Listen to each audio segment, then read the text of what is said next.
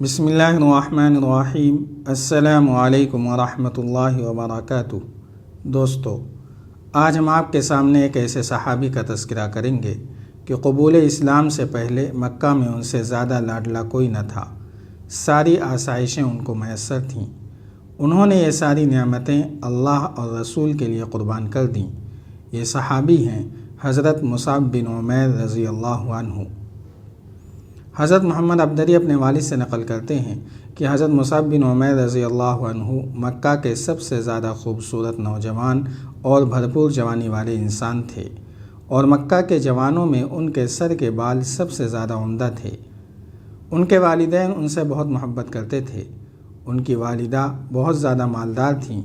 وہ ان کو سب سے زیادہ خوبصورت اور سب سے زیادہ باریک کپڑا پہناتی تھیں، اور یہ مکہ والوں میں سب سے زیادہ خوشبو استعمال کرنے والے تھے، اور حضراموت کے بنے ہوئے خاص جوتے پہنتے تھے۔ نبی صلی اللہ علیہ وسلم ان کا تذکرہ کرتے ہوئے فرماتے کہ میں نے مکہ میں مصعب بن عمیر سے زیادہ عمدہ بال والا اور ان سے زیادہ باریک جوڑے والا اور ان سے زیادہ ناز و نعمت میں پلا ہوا کسی کو نہیں دیکھا۔ ان کو یہ خبر پہنچی کہ رسول اکرم صلی اللہ علیہ وسلم دار ارقم میں اسلام کی دعوت دے رہے ہیں۔ یہ حضور کی خدمت میں حاضر ہو کر مسلمان ہو گئے، اور انہوں نے حضور کی تصدیق کی۔ وہاں سے باہر آئے تو اپنی والدہ اور قوم کے ڈر سے اپنے اسلام کو چھپائے رکھا، اور چھپ چھپ کر حضور کی خدمت میں آتے جاتے رہے۔ ایک دن ان کو عثمان بن طلحہ نے، جو اس وقت تک مسلمان نہیں ہوئے تھے، نماز پڑھتے ہوئے دیکھ لیا، اور انہوں نے جا کر ان کی والدہ اور قوم کو بتا دیا۔ ان لوگوں نے ان کو پکڑ کر قید کر دیا۔ چنانچہ یہ مسلسل قید میں رہے، یہاں تک کہ پہلی ہجرت کے موقع پر حبشہ چلے گئے۔ پھر جب وہاں سے مسلمان واپس آئے تو یہ بھی واپس آ گئے۔ واپسی میں ان کا حال بالکل بدلا ہوا تھا۔ بڑی خستہ حالت تھی۔ وہ ناز و نعمت کا اثر ختم ہو چکا تھا۔ یہ دیکھ کر ان کی والدہ نے ان کو برا بھلا کہنا اور ملامت کرنا چھوڑ دیا۔ ابن شہاب بیان کرتے ہیں کہ جب عقبہ والوں نے رسول اکرم صلی اللہ علیہ وسلم کی بیعت کی اور واپس اپنی قوم کی طرف لوٹے، قوم کو خفیہ اسلام کی دعوت دی اور قرآن پاک کی تلاوت کی، تو انہوں نے حضرت معاذ بن عفرہ اور رافع بن مالک کو رسول اکرم صلی اللہ علیہ وسلم کے پاس بھیجا کہ اپنی طرف سے ہمارے یہاں ایک ایسا آدمی بھیجیں جو لوگوں کو کتاب اللہ کی طرف دعوت دے، فضا سازگار ہے، امید ہے کہ اس کی بات لوگ مانیں گے۔ تو ان کی طرف رسول اکرم صلی اللہ علیہ وسلم نے حضرت مصعب بن عمیر رضی اللہ عنہ کو بھیجا۔ حضرت اسعد بن زرارہ حضرت مصعب بن عمیر کو بنو عبد الاشحل اور بنو ظفر کے محلوں میں لے گئے۔ حضرت سعد بن معاذ حضرت اسعد بن زرارہ کے خالہ زاد بھائی تھے۔ حضرت اسعد حضرت مصعب کو بنو ظفر کے ایک باغ میں مرق نامی کنویں پر لے گئے۔ یہ دونوں حضرات باغ میں جا کر بیٹھ گئے۔ سارے مسلمان مرد ان کے پاس جمع ہو گئے۔ حضرت سعد بن معاذ اور حضرت اسید بن حضیر دونوں اس وقت اپنی قوم بنو عبد الاشحل کے سردار تھے، اور دونوں مشرک تھے اور اپنی قوم کے مذہب پر قائم تھے۔ ان دونوں نے جب حضرت مصعب اور حضرت اسعد کے باغ میں مجلس لگانے کی خبر سنی تو حضرت سعد نے حضرت اسید سے کہا، تیرا باپ نہ رہے، تم ان دونوں آدمیوں کے پاس جاؤ جنہوں نے ہمارے محلوں میں آ کر ہمارے کمزوروں کو بیوقوف بنانا شروع کر دیا ہے۔ انہیں ڈانٹو اور انہیں ہمارے محلوں میں آنے سے روک دو۔ اگر اسعد بن زرارہ کا مجھ سے قریبی رشتہ نہ ہوتا، جیسے کہ تمہیں معلوم ہے، تو یہ کام میں خود ہی کر لیتا، تمہیں نہ بھیجتا۔ وہ میرا خالہ زاد بھائی ہے، ان کے پاس جانے کی مجھ میں ہمت نہیں۔ چنانچہ حضرت اسید بن حضیر اپنا نیزہ لے کر ان دونوں کے پاس گئے۔ جب حضرت اسعد بن زرارہ نے حضرت اسید کو آتے ہوئے دیکھا تو انہوں نے حضرت مصعب سے کہا، یہ اپنی قوم کا سردار ہے اور تمہارے پاس آ رہا ہے، تم ان کے ساتھ اخلاص سے بات کرو اور جتنا زور لگا سکتے ہو لگا دو۔ حضرت مصعب نے کہا، اگر یہ بیٹھ گئے تو میں ان سے بات کروں گا۔ چنانچہ حضرت اسید بن حضیر کھڑے ہو کر ان دونوں کو گالیاں دینے لگے اور یوں کہا، تم ہمارے پاس کس لیے آئے ہو؟ ہمارے کمزوروں کو بیوقوف بنانا چاہتے ہو؟ اگر تمہیں اپنی جان پیاری ہے تو تم دونوں ہمارے یہاں سے چلے جاؤ۔ ان سے حضرت مصعب نے کہا، ذرا بیٹھ جاؤ، کچھ ہماری بھی تو سن لو۔ اگر ہماری بات تمہیں پسند آ جائے تو تم مان لینا، اور اگر پسند نہ آئے تو ہم آپ کی ناپسندیدہ بات سے رک جائیں گے۔ حضرت اسید نے کہا، تم نے انصاف کی بات کی ہے۔ چنانچہ اپنا نیزہ زمین میں گاڑ کر ان دونوں کے پاس بیٹھ گئے۔ حضرت مصعب نے ان سے اسلام کے بارے میں گفتگو کی اور انہیں قرآن پڑھ کر سنایا۔ یہ دونوں حضرات فرماتے ہیں کہ ان کے بولنے سے پہلے ہی قرآن سنتے ہی ان کے چہرے کی چمک اور نرمی سے ہمیں یہ محسوس ہو گیا کہ یہ اسلام قبول کر لیں گے۔ چنانچہ انہوں نے کہا کہ یہ دین اسلام کتنا خوبصورت ہے، جب تم اس دین میں داخل ہونا چاہتے ہو تو کیا کرتے ہو؟ ان دونوں نے ان سے کہا غسل کر کے پاک ہو جاؤ اور اپنے دونوں کپڑوں کو پاک کرو، پھر شہادت پڑھو اور پھر نماز پڑھو۔ چنانچہ انہوں نے کھڑے ہو کر غسل کیا، اپنے دونوں کپڑے پاک کیے اور کلمہ شہادت پڑھا اور پھر کھڑے ہو کر 2 رکعت نماز پڑھی۔ پھر ان دونوں سے کہا کہ میرے پیچھے ایک آدمی ہے، اگر اس نے تم دونوں کا کہنا مان لیا تو ان کی قوم کا کوئی آدمی بھی ان سے پیچھے نہیں رہے گا، اور میں اسے ابھی تمہارے پاس بھیجتا ہوں۔ وہ سعد بن معاذ ہیں۔ پھر وہ اپنا نیزہ لے کر حضرت سعد اور ان کی قوم کے پاس واپس گئے۔ وہ لوگ اپنی مجلس میں بیٹھے ہوئے تھے۔ جب حضرت سعد بن معاذ نے ان کو آتے ہوئے دیکھا تو انہوں نے کہا، میں اللہ کی قسم کھا کر کہتا ہوں کہ میں حضرت اسید کے چہرے کو پہلے کی نسبت بدلا ہوا پاتا ہوں، کیونکہ اب اس پر اسلام کا نور چمک رہا ہے۔ جب حضرت اسید مجلس میں جا کر کھڑے ہوئے تو ان سے حضرت سعد نے پوچھا، کیا کر کے آئے ہو؟ انہوں نے کہا، میں نے ان دونوں سے بات کی ہے، اللہ کی قسم مجھے ان دونوں کی باتوں میں کوئی خطرہ نظر نہیں آیا اور میں نے ان دونوں کو روک دیا ہے۔ انہوں نے کہا، تم جیسے کہو گے ہم ویسے کریں گے۔ مجھے پتہ چلا ہے کہ بنو حارثہ حضرت اسد بن زرارہ کو قتل کرنے گئے ہیں، کیونکہ انہیں پتہ ہے کہ وہ تمہارا خالہ زاد بھائی ہے، اس طرح وہ تمہاری توہین کرنا چاہتے ہیں۔ یہ سن کر سعد بن معاذ آگ بگولا ہو گئے۔ وہ بڑی تیزی سے چلے، انہیں ڈر تھا کہ بنو حارثہ کہیں کچھ کر نہ گزریں، اور نیزہ ہاتھ میں لے کر چل پڑے اور یوں کہا، ارے تم نے تو کچھ بھی نہ کیا۔ حضرت سعد نے وہاں جا کر جب دیکھا کہ وہ دونوں حضرات اطمینان سے بیٹھے ہوئے ہیں تو سمجھ گئے کہ حضرت اسید نے یہ بات اس لیے کہی تھی تاکہ میں بھی ان دونوں کی باتیں سن لوں۔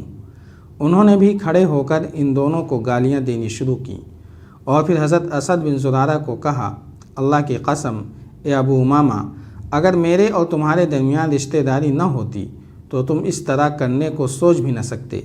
تم ہمارے محلے میں وہ چیز لانا چاہتے ہو جسے ہم برا سمجھتے ہیں۔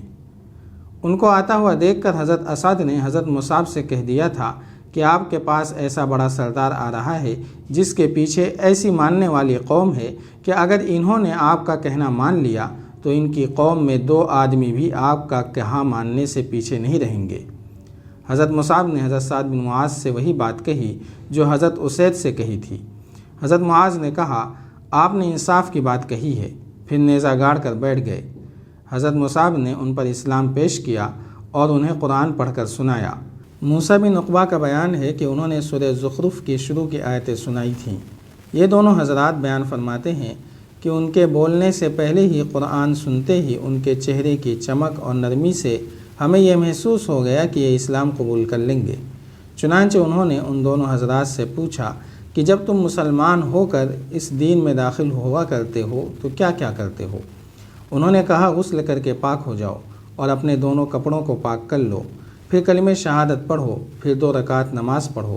چنانچہ انہوں نے کھڑے ہو کر غسل کیا، اپنے دونوں کپڑوں کو پاک کیا اور کلمہ شہادت پڑھا، پھر 2 رکعت نماز پڑھی، پھر اپنا نیزہ لے کر اپنی قوم کی مجلس کی طرف واپس گئے، اور ان کے ساتھ حضرت اسید بن حضیر بھی تھے۔ جب ان کو ان کی قوم نے آتے ہوئے دیکھا تو انہوں نے کہا، ہم اللہ کی قسم کھا کر کہتے ہیں کہ واپسی میں حضرت سعد کا چہرہ بدلا ہوا ہے، اب اس پر اسلام کا نور چمک رہا ہے۔ انہوں نے اپنی قوم کے پاس کھڑے ہو کر کہا، اے بنو عبد الاشہل، تم مجھے اپنے میں کیسا سمجھتے ہو؟ انہوں نے کہا، آپ ہمارے سردار ہیں، ہم میں سب سے اچھی رائے والے اور سب سے عمدہ طبیعت کے مالک ہیں۔ انہوں نے کہا، تمہارے مردوں اور عورتوں سے بات کرنا مجھ پر حرام ہے جب تک تم لوگ اللہ اور اس کے رسول پر ایمان نہ لے آؤ۔ راوی کہتے ہیں کہ شام تک بنو عبد الاشہل کے تمام مرد و عورت مسلمان ہو چکے تھے، اور حضرت سعد اور حضرت مصعب دونوں حضرات اسد بن زرارہ کے گھر آ گئے اور ان کے یہاں ٹھہر کر دونوں اسلام کی دعوت دیتے رہے، یہاں تک کہ انصار کے ہر محلے میں کچھ نہ کچھ مرد اور عورت ضرور مسلمان ہو گئے، لیکن بنو امیہ بن زید، ختمہ، وائل اور واقف کے محلوں میں کوئی مسلمان نہ ہوا۔ حضرت مصعب بن عمیر رضی اللہ عنہ جنگ بدر میں شریک ہوئے اور بہت ہی زیادہ بے جگری کے ساتھ لڑے۔ جب غزوہ بدر کا نتیجہ مسلمانوں کی فتح کی صورت میں نکلا اور مسلمانوں نے مشرکوں کو کافی تعداد میں قیدی بنا لیا اور نبی کریم صلی اللہ علیہ وسلم نے انہیں اپنے ساتھیوں کے درمیان بانٹ دیا اور حکم دیا کہ قیدیوں کے ساتھ بھلائی سے پیش آنا۔ ابو عزیز بن عمیر بن ہشام یہ حضرت مصعب بن عمیر کے حقیقی بھائی تھے، یہ بھی جنگ بدر کے قیدیوں میں شامل تھے۔ یہ ابو عزیز خود اپنا واقعہ بیان کرتے ہیں کہ جب مجھے بدر سے مدینہ کی جانب لایا گیا تو میں انصار کے ایک گروہ میں تھا۔ جب بھی کھانے کا وقت آتا، صبح کا کھانا ہوتا یا شام کا ہوتا، تو مجھے روٹی دیتے اور خود کھجور کھاتے، کیونکہ رسول اکرم صلی اللہ علیہ وسلم نے انہیں ہمارے ساتھ اچھا سلوک کرنے کی وصیت فرمائی تھی۔ اگر ان میں سے کسی آدمی کے ہاتھ روٹی کا ٹکڑا آتا بھی تو وہ مجھے دے دیتا، مجھے شرم آتی، میں اسے واپس لوٹا دیتا، لیکن وہ اسے چھوئے بغیر مجھے پھر واپس کر دیتا۔ ابن ہشام بیان کرتے ہیں کہ ابو عزیز جنگ بدر میں نضر بن حارث کے بعد مشرکوں کے علم بردار تھے۔ جب یہ قید ہو کر آئے تو ان کے بھائی مصعب بن عمیر نے ابو یسیر سے کہا، جنہوں نے انہیں قید کیا تھا، کہ انہیں کس کے باندھنا، ان کی امی بہت مالدار ہے۔ یہ سن کر ابو عزیز نے بھائی سے کہا، بھائی میرے بھائی ہو اور اسے یہ وصیت کر رہے ہو؟ حضرت مصعب نے کہا، تم نہیں، یہ تجھے باندھنے والا ابو یسیر میرا بھائی ہے۔ یہی ہوا۔ ان کی ماں نے پوچھا، تم ایک قریشی سے جتنا بھی زیادہ قیمتی فدیہ مانگ سکتے ہو مانگو۔ اسے بتایا گیا کہ 4000 درہم دو، تو اس نے 4000 درہم بھیجے اور اپنے بیٹے ابو عزیز کو چھڑایا۔ حضرت مصعب رضی اللہ عنہ نے غزوہ احد میں لشکر اسلام کا جھنڈا اٹھا رکھا تھا۔ جب مسلمانوں کے پاؤں اکھڑے تو حضرت مصعب رضی اللہ عنہ ثابت قدم رہے۔ ابن قمیہ آیا اور ان کے دائیں ہاتھ پر تلوار ماری، جس سے ان کا دایاں ہاتھ کٹ گیا، اور مصعب یہ آیت پڑھنے لگے، وَمَا مُحَمَّدٌ إِلَّا رَسُولٌ قَدْ خَلَتْ مِن قَبْلِهِ الرُّسُلُ۔ محمد صلی اللہ علیہ وسلم اللہ کے رسول ہیں، آپ سے پہلے بھی پیغمبر گزرے ہیں۔ اور حضرت مصعب رضی اللہ عنہ جھنڈا بائیں ہاتھ سے تھام لیتے ہیں اور اس پر جھک جاتے ہیں۔ وہ بائیں ہاتھ پر بھی تلوار کا وار کرتا ہے اور اسے کاٹ دیتا ہے۔ حضرت مصعب جھنڈے پر اوندھے ہوتے ہیں اور باقی مادہ بازو میں لے کر اپنے سینے سے ملا لیتے ہیں اور مذکورہ آیت کا دوبارہ ورد کرتے ہیں، لیکن ابن قمیہ تیسری مرتبہ حملہ کرتا ہے اور نیزہ مارتا ہے، جو حضرت مصعب رضی اللہ عنہ کے جسم کے پار نکل جاتا ہے۔ عبید بن عمیر بیان کرتے ہیں کہ رسول اکرم صلی اللہ علیہ وسلم جب جنگ احد سے فارغ ہوئے تو حضرت مصعب بن عمیر کی لاش کے قریب آئے تو ان کی شہادت کے خون کی سرخی پر یہ آیت مبارکہ پڑھی اور اسے معطر کر دیا، من المؤمنین رجال صدقوا ما عاہدوا اللہ علیہ۔ ایمانداروں میں سے ایسے آدمی بھی ہیں جس چیز پر انہوں نے اپنے اللہ سے عہد باندھا تھا وہ انہوں نے سچا کر دکھایا۔ پھر لاش سے مخاطب ہو کر فرمایا، میں نے تم کو مکہ مکرمہ میں دیکھا تھا جہاں تمہارے جیسا حسین اور خوش پوشاک کوئی نہ تھا، لیکن آج دیکھتا ہوں کہ تمہارے بال الجھے ہوئے ہیں اور جسم پر صرف ایک چادر ہے۔ اس زمانے میں غربت و افلاس کے باعث شہیدان ملت کو کفن تک نصیب نہ ہوا۔ حضرت مصعب بن عمیر رضی اللہ عنہ کی لاش پر صرف ایک چادر تھی، جس سے سر چھپایا جاتا تو پاؤں برہنہ ہو جاتے اور پاؤں چھپائے جاتے تو سر کھل جاتا۔ بالآخر چادر سے چہرہ چھپایا گیا اور پاؤں پر اس خر گھاس ڈال دی گئی۔ اگر آپ کو یہ سلسلہ پسند آ رہا ہے تو لائک، شیئر اور کمنٹ کے ذریعے ہماری حوصلہ افزائی کریں۔ جزاک اللہ خیرا۔